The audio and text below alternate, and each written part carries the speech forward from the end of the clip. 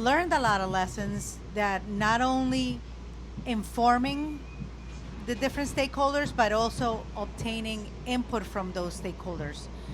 We developed workshop opportunities.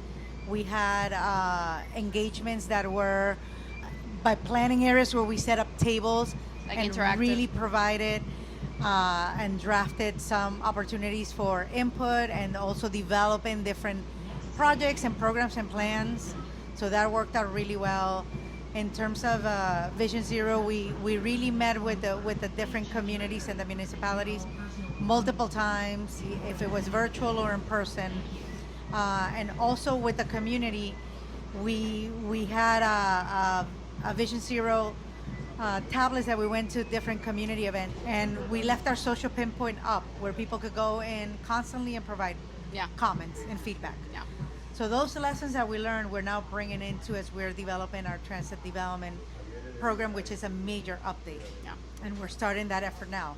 How does planning take into account extreme weather events and flooding when we're looking at the long range transportation master plan and TOD? No, so I think that's a great question, especially given where we are in Miami-Dade County. I think we're all witness to what can happen here with extreme weather. I think the key goal is to be adaptable.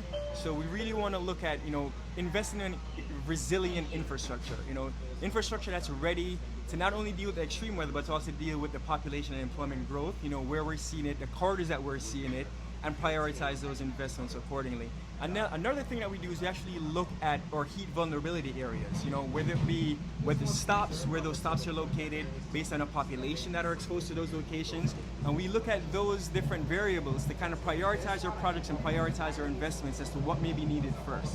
Another thing we actually do on a regional basis, so that's what we do locally. And regionally, we work with our regional partners to develop our travel demand model, which is our Southeast Regional Planning Model, where we're cognizant of flood-prone areas and roads that may be inundated in such situations, and then we have scenario testing that tests how do we get around, how does our population get around in these events, and what roads do we need to fortify, what roads do we need to raise, and what projects do we need to prioritize in order to prepare and adapt to those situations.